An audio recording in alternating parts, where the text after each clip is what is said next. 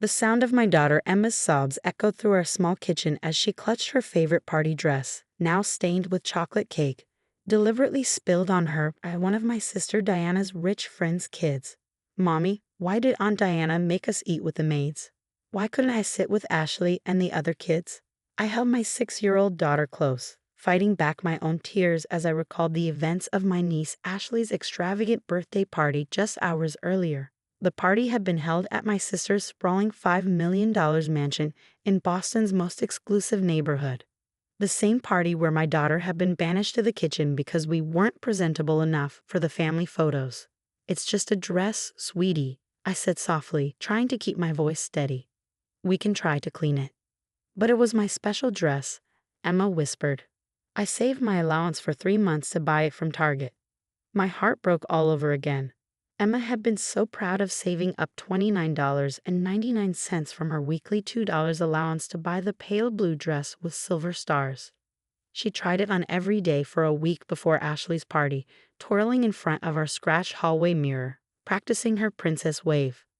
The invitation had arrived 3 weeks ago, gold embossed on thick cream paper. "You are cordially invited to celebrate Ashley Hamilton's 7th birthday."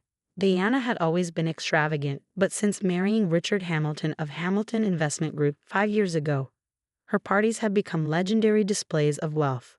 I should have known better than to accept, should have protected Emma from Diana's cruel judgment. But Ashley was Emma's only cousin, and despite Diana's transformation into a society snob, the girls had always been close. "Lauren," Diana had said when I called to RSVP, her voice dripping with false sweetness, "are you sure you want to come? It's going to be quite upscale. Richard's business partners will be there with their children. Everyone will be dressed appropriately." "We'll be fine," I'd assured her, already knowing what appropriately meant in Diana's world. Designer labels, custom outfits, price tags that could cover our monthly rent. I'd lost my job as a legal secretary 6 months ago when the firm downsized. Since then, I'd been working 2 part-time jobs, morning shifts at a coffee shop and evening data entry work from home. It was just enough to keep Emma and me in our small 2-bedroom apartment, but barely. Diana knew this. She knew I'd been struggling since Tom's death 3 years ago left me a widow at 32. She'd even offered to help once by suggesting I send Emma to live with her and Richard until things improve. She could have the best of everything, Diana had said. Private school, dance lessons, proper clothes. "You want what's best for her, don't you?" I declined immediately. Emma was all I had left of Tom. The thought of sending her away, even to live in luxury, was unthinkable. Now, watching Emma try to scrub the chocolate stain from her precious dress, I remembered every detail of that awful party. How Diana's eyes had narrowed when we arrived, taking in Emma's Target dress and my own department store outfit. How she quickly pulled me aside, leaving Emma standing uncertainly in the marble foyer. "Oh, Lauren," she'd sighed. "I told you this was upscale. Look at how everyone else is dressed." She gestured toward the backyard, visible through floor-to-ceiling windows, where children in what looked like miniature runway outfits played among elaborate decorations. "Emma's dress is clean and pretty," I defended, "and she bought it with her own money." Diana's perfectly painted lips had curled in disgust. "Target? Really? This isn't some public school party, Lauren. Richard's biggest clients are here. Their children are wearing Gucci and Burberry. I can't have this in the photos." "This?" I'd repeated, incredulous. "She's your niece." "Don't make a scene," Diana had hissed. "Look, you can both stay, but you'll have to eat in the kitchen with the staff. And please keep Emma away when we're taking pictures. I don't want to have to explain." "Explain what?" "Why my niece looks like she shops at discount stores." I should have left right then. Should have taken Emma's hand and walked out with our dignity intact. But Emma had already spotted Ashley, who was running toward us with excitement. "Emma, you came." Ashley had hugged her cousin tightly, admiring her dress. "You look like a princess. Come see my new playhouse." The girls had rushed off together before Diana could intervene, and I'd seen the genuine joy on Emma's face. So I'd stayed, telling myself it was worth enduring Diana's snobbery to let Emma have this time with her cousin. That was my first mistake. The real humiliation came during lunch. The children were called to gather around an elaborate table in the garden, set with fine china and crystal glasses. Never too early to learn proper table manners, Diana had announced proudly to her guests. But as Emma moved to take a seat next to Ashley, Diana swooped in. "Oh no, dear," she'd said loudly enough for everyone to hear. "You and your mother will be more comfortable eating in the kitchen. Maria will show you." Emma looked at me in confusion as the housekeeper gently led us away. I heard the whispers start immediately. "Who were they? Did you see their clothes?" "I heard they live in an apartment." We ate lunch at the staff table, Emma picking at her food while the sounds of laughter and celebration drifted in from outside. The kitchen staff had been kind, especially Maria, who slipped Emma an extra dessert and told her she looked beautiful. But the damage was done. The final blow came an hour later when Emma tried to rejoin the party for games and photos. One of the other children, a boy in what looked like a miniature Armani suit, deliberately bumped into her while holding a piece of chocolate cake. "Oops," he'd said with a smirk as the cake smeared down Emma's dress. "Now you look even more poor." Emma had burst into tears and run to find me. Diana, instead of disciplining the boy, had simply said, "Well, at least it didn't happen to someone wearing designer." We left immediately after that, Emma clutching her ruined dress, and me holding back tears of rage and humiliation. The entire drive home, she kept asking what she'd done wrong, why Aunt Diana didn't want her in the pictures, why being poor made her bad. Now, in our small kitchen with its second-hand appliances and chipped countertops, I held my daughter close and wondered how my own sister had become so cruel. The Diana I'd grown up with had been kind, always sharing her clothes and toys with me. We'd been best friends, despite our 5-year age gap.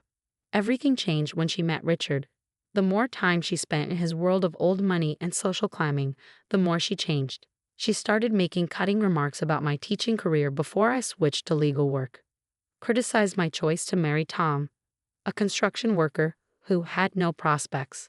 When Tom died in a workplace accident, leaving me with a 6-month-old Emma and mountains of medical debt, Diana's sympathy lasted exactly 1 week. Then came the suggestions that I should marry up or let her raise Emma in proper society. What Diana didn't know, what she'd apparently forgotten in her rush to embrace her wealthy lifestyle, was that I held something that could bring her carefully constructed world crashing down. 7 years ago, before she met Richard, Diana had come to me desperate for help. She wanted to start her own business, an upscale boutique, but no bank would give her a loan. I'd just received my inheritance from our grandmother, $300,000 that I'd planned to save for Emma's future. "Please," Diana had begged, "I'll pay you back with interest. I'll sign whatever you want. You know I'm good for it." I agreed. A proper contract was drawn up with help from a lawyer friend, including reasonable interest terms and specific repayment schedules. Diana had signed without even reading it carefully, too eager to get started. The boutique was successful at first, but then she met Richard. Suddenly the business was too small town, not prestigious enough for a Hamilton's wife. She sold it quickly and moved into Richard's world of high finance and social obligations. And the loan? She made 2 payments, then simply stopped. When I brought it up, she brushed me off. "Oh, that old thing. I thought we agreed it was a gift between sisters." We hadn't agreed to any such thing. The contract was still legally binding and safely stored in my safety deposit box at the bank. With accumulated interest over 7 years, Diana now owed me close to $500,000. I'd never pressed the issue, always telling myself that family was more important than money. But now, watching Emma finally fall asleep clutching her ruined dress, I made a decision. Tomorrow I would visit my bank. It was time to remind my sister that karma has a long memory and compound interest. "Mommy?" Emma's sleepy voice pulled me from my thoughts. "Can we fix my dress?" I kissed her forehead. "We'll do better than that, baby. We're going to fix everything." The next morning, I called in sick to the coffee shop and drove to my bank after dropping Emma off at school. The safety deposit box key felt heavy in my hand as I followed the bank manager to the vault. Inside the small metal box lay 7 years of forgotten promises, the loan contract complete with Diana's flowing signature and a notary seal. I brought it to James Parker, the lawyer who had helped me navigate Tom's estate. His eyes widened as he reviewed the document. "This is rock solid," he said, adjusting his glasses. "The interest terms are clear, the default clauses are explicit," and he paused, flipping to the last page. There's a collateral clause she probably didn't notice when signing. What collateral clause? If she defaults and doesn't respond to a formal demand for payment within 30 days, you have the right to place a lien on any property she owns, including jointly owned assets with her spouse. My hands trembled slightly. Their house. The house, cars, investments, anything they own. Did you know what you were doing when you had this drawn up? I shook my head. My friend Sarah, a corporate lawyer, helped draft it. I just wanted to protect myself. James leaned back in his chair. Well, Sarah did an excellent job. With 7 years of compound interest at 8%, plus the default penalties clearly outlined here, Diana owes you just over $487,000. The number hung in the air between us. Nearly $500,000, enough to buy a nice house, send Emma to college, secure our future. What's our next step? I asked quietly. First, we send a formal demand letter. Give her one chance to make this right. James started typing on his computer. But Lauren, you should know, if we do this, there's no going back. Are you ready for that? I thought about Emma eating alone in that kitchen, tears staining her precious dress. Send the letter. The response was immediate. Diana showed up at my apartment that evening, her face flushed with anger. How dare you? She screeched, waving the demand letter. After everything I've done for you, everything you've done, I kept my voice level. Like humiliating my daughter, making her eat with the servants. She didn't belong in those photos. Do you know how it would look? No, Diana. Do you know how it looks when a woman who owes her sister nearly $500,000 acts like she's better than everyone? The color drained from her face. You can't. Richard doesn't know about the loan. That's not my problem. She switched tactics, tears filling her eyes. Please, Lauren. I'm your sister. We can work something out. Like you worked something out for Emma yesterday. 30 days, Diana. Pay what you owe, or I'll take everything. After she left, I sat in our small living room, looking at old family photos. There was Diana holding newborn Emma, love shining in her eyes. When had money become more important than that love? My phone buzzed. A text from Maria, Diana's housekeeper. Mrs. Lauren, you should know. Miss Ashley cried all evening after you left. She misses Emma. And Mrs. Diana, she's not as happy as she pretends. I showed the message to Emma's stuffed bear, Mr. Buttons, who sat in Tom's old armchair. What do you think, Mr. Buttons? Should we give Aunt Diana a chance to make things right? Emma's voice came from the hallway. Daddy always said everyone deserves a second chance. I turned to find my daughter in her pajamas, clutching her ruined dress. Even Aunt Diana? Looking at Emma's hopeful face, I realized this wasn't just about money or revenge. It was about teaching both our children what really matters in life. Yes, baby, I said softly, even Aunt Diana. But first, she needs to learn some important lessons. The next few weeks would test us all, but sometimes the hardest lessons lead to the most beautiful transformations. 3 days after receiving the demand letter, Diana requested to meet at a small cafe halfway between our homes, far from her usual upscale haunts. When she arrived, I barely recognized her. Gone were the designer clothes and flawless makeup. She looked tired. Richard found the letter, she said quietly, sliding into the booth. He's furious, not just about the money, but because I kept it from him. She twisted her wedding ring nervously. We had a huge fight. I'm sorry, I said, surprised to find I meant it. Don't be. Maybe it was time for everything to come out. She looked down at her untouched coffee. Lauren, there's something you don't know. The boutique, it didn't just fail. I embezzled money from it. My stomach dropped. What? When I met Richard, I was desperate to fit into his world. Designer clothes, expensive jewelry. I couldn't afford any of it, so I started taking money from the business. That's why I sold it so quickly. The books wouldn't have survived an audit. Diana? I've been living a lie for years, she continued, her voice breaking. The country club membership, Ashley's private school, all those parties, we can barely afford any of it. Richard's company isn't doing well, but we keep spending like it is. We're drowning in debt. I thought about Emma's words. Daddy always said everyone deserves a second chance. Why didn't you come to me? I asked softly. She laughed bitterly. And admit I failed. That the perfect life I pretended to have was falling apart. It was easier to look down on you, to pretend your life was the sad one. Tears spilled down her cheeks. But you know what Ashley said yesterday? She said she wishes we could be more like you and Emma, that our house doesn't feel like a home anymore. Before I could respond, my phone buzzed with a text from Emma. Mom, can we invite Ashley for a sleepover? In our pillow fort? I showed Diana the message. She stared at it for a long moment, then broke down completely. I've ruined everything, she sobbed. The money, the lies, how I treated Emma. I don't deserve forgiveness. Maybe not. I agreed. But Emma deserves her cousin back, and Ashley deserves a mother who remembers what really matters. We spent the next 2 hours working out a plan. Diana would come clean to Richard about everything, the embezzlement, the credit card debt, all of it. They would sell the mansion and most of their luxury items to pay off their debts, including my loan. We can move into a smaller house, Diana said, already sounding lighter. Ashley won't need therapy sessions anymore if we just spend real time with her. And maybe, she hesitated, maybe Emma could come over sometimes. Help us remember how to be a real family. That weekend, we had a sleepover at my apartment. Ashley arrived clutching a Target bag, her first time shopping there, with matching pajamas for her and Emma. The girls spent hours building a pillow fort in the living room, giggling and telling stories. Diana helped me make homemade pizza in my small kitchen, flour on her nose, looking more like my sister than she had in years. Remember when we used to do this at Mom and Dad's? She asked, kneading dough. Before I cared about calories and carbs and what the country club ladies would think.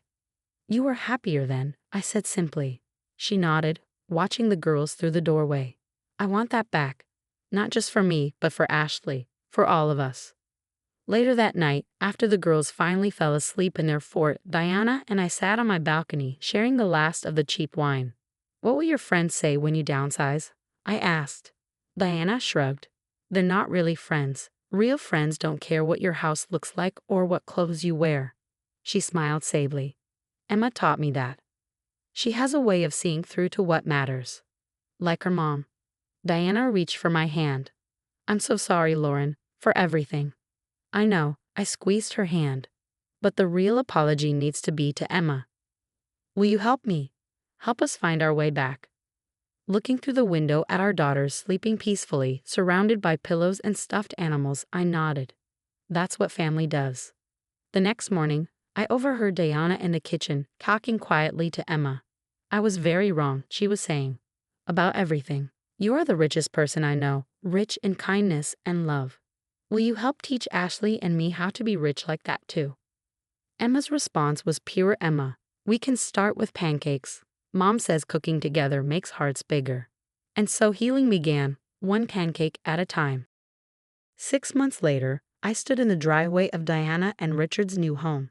A modest 4-bedroom house in a regular suburban neighborhood. Emma and Ashley were decorating their bikes with streamers, preparing for the neighborhood's 4th of July parade. Their laughter echoed across the yard, a sound that had become wonderfully common. The changes in Diana's family had been remarkable. Richard, after the initial shock of Diana's confessions, had embraced their simpler life with surprising enthusiasm. I was tired of pretending too, he'd admitted. The sale of their mansion and luxury items had cleared most of their debts, including my loan. Diana had found an unexpected calling teaching art at Ashley's new public school. The kids don't care that I'm wearing Target clothes, she told me, beaming. They just love that I can help them create something beautiful. But the most significant transformation was in Ashley. Gone was the quiet, anxious child who needed weekly therapy. In her place was a laughing, carefree girl who loved building fort cities with Emma and getting her hands dirty in Diana's small vegetable garden. Mom. Emma called out, waving me over. Look what Aunt Diana made. Diana emerged from the garage carrying a banner for the girls' bikes. Just like the ones we used to make as kids, she said, handing me one end. Remember? I did remember. Long summer days spent decorating our bikes with crepe paper and cards in the spokes. Before designer labels and social climbing, when joy came from simple things. The country club is having their annual gala tonight, Diana mentioned as we attached the banner. Sarah Matthews called to remind me. Do you miss it? I asked carefully. She laughed, a real laugh, not the practiced society titter she cultivated before. God, no. Do you know what Ashley said when I told her about the call? She said, But Mom, we're having a backyard barbecue with Emma and Aunt Lauren. That's way better than fancy parties. Smart girl. She learned it from Emma. Diana watched our daughters, now drawing chalk art on the driveway. Your daughter saved us, Lauren. She showed us what we were missing while chasing all the wrong things. That evening, we gathered in Diana's backyard. Richard manned the grill, wearing a Kiss the Cook apron instead of his usual designer suits. The girls ran through sprinklers, their Target sundresses soaked. Diana served homemade potato salad on mismatched plates. Remember when I wouldn't use anything but fine china? She mused, settling into a lawn chair beside me. Remember when you made my daughter eat in the kitchen? Diana winced. I'll spend the rest of my life making up for that. No, I said softly, watching Emma show Ashley how to catch fireflies in mason jars. You'll spend the rest of your life remembering what you learned from it. That's better than making up for it. As darkness fell, Richard brought out sparklers for the girls. In their light, I saw tears in Diana's eyes. What's wrong? I asked. Nothing's wrong, she whispered. For the first time in years, everything's right.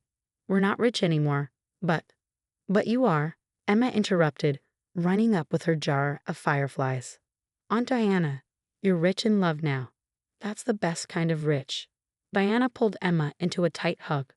When did you get so wise, little one? Mom says I get it from Daddy, Emma replied. He always said the best things in life don't cost anything. Later, watching fireworks bloom across the sky, I thought about how sometimes the greatest wealth comes from losing everything you thought you wanted and finding everything you really needed. Diana's hand found mine in the darkness. Thank you, she whispered, for not giving up on us. That's what family does, I replied, echoing my words from months ago. But this time, they weren't just words of hope, they were words of truth.